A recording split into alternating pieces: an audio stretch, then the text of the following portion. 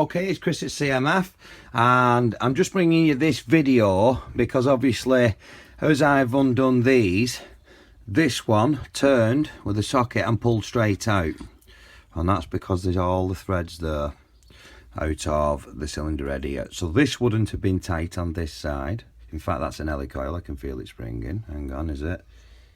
No, it's just the threads. That's just the threads out of the head. So that's going to want an helicoil straight away. Now we did say he was kicking this forever and a day. I mean, when you have to look how thin one of the inlet shims is, that I ain't going any thinner than that. So this is probably due a set of inlet valves. Looking at the exhaust shims, one of them's thinner again, obviously on one valve. I'll see if I can get them to stand up. But yeah, it's probably due a set of valves, this. So we've already took the head nuts off. Let me see if I can loosen this. See if we can pull. See if we can have a look so you can see what I see for the first time. It's coming. She's coming. Here we go. There we go. So already got some aftermarket valves in there. And the exhaust, which means they've bumped the inlets. I don't know what made in Japan, they probably Mitaka them, but you can tell obviously with the writing there on those that it's had new exhaust valves and they've bumped the inlets and not done them, and obviously that's why it's got thin shims in. I mean, that can't be shimmed again, it's ready for dropping valves, this thing. So yeah, I just had to pull the head off, let you guys have a look.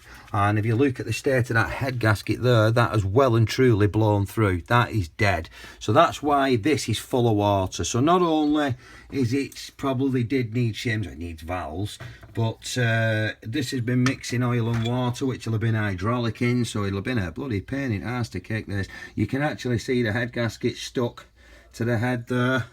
So like I said, that's a failed head gasket for you there. Let's see if we can just pull that cam chain guide out a minute. It's stuck under the bloody gasket.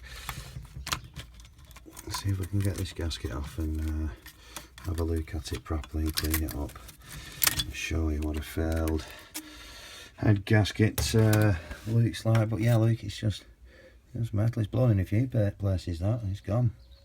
I mean, looking at all the silicone that's been coming out of all the gaskets on this, it wouldn't surprise me if somebody's probably had this in bits before and put that back in. I mean, used gaskets, they're used. I know you think they're good, but once they've been crushed once, see, for me, it's a new gasket every time. I mean, you're working on these 450s and 250Fs and what have you, and a lot of the 252 strokes and 300 KTMs, I will not use anything less than Athena or OEM. Just simply I will not do it, because a cheap gasket is just as bad as a second-hand one that's been crushed once. But yeah, just thought I'd show you guys that there. So if you don't mind hitting the subscribe button, obviously we've got plenty more videos to bring you on motocross engines and trike engines and restorations and what have you. So share these videos about, get the channel big enough, we'll keep bringing you more. Thank you very much for watching.